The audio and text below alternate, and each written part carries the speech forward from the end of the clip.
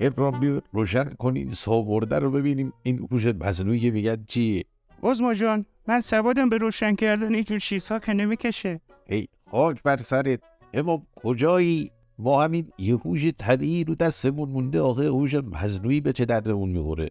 عظما روشن شد، خودش روشن شد. خب ازش بپرس موقع استراتژیک نظام چی میگه؟ عظما جان، من تا بابا نانداد بیشتر نخوندم، استراتژیکو بلد نیستم بنویسم. بابا شما من را خفه کرد. نمیخواد تایپ کنید، بنالید ببینم چه سوالی دارید. یک جمله زیبا در وصف مقام عظمای ولایت بگو. اون که دستش چلاقه، قاتل شاچراغه. چی میگه این اغتشاشگر؟ بدم اعدامش کنن قربان. خبه بمیر بابا، تقصیر توه که این سوالا رو پرسیدی. یه سوال دیگه بپرس، بگو برای مهار تورم چیکار باید بکنیم؟ پیشنهادت چیه؟ حسابهای خودتو مشتبه رو خالی کن. جیبهای پاسداران رو خالی کن. پولها رو از بانکهای خارجی بیرون بکش.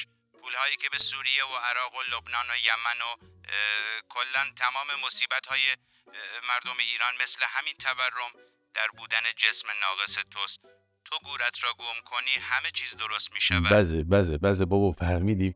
مثل که باید هیجه گوشها رو صدا کنم تو درست جواب بده. ابراهیم حالا تو یه سوال بپرس.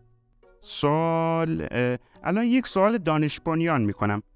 من کی میرم کلاس هفتم؟ همه منابعم را بررسی کردم. اطلاعاتی در این زمینه وجود ندارد. ابراهیم خاک بر سرت، هوش مصنوعی هم جلوت قاط زد. خب بگو ببینم وضع اوضاع نظاممون چی میشه؟ بالاخره اغتشاشات تموم میشه یا نه؟ امسال سال آخر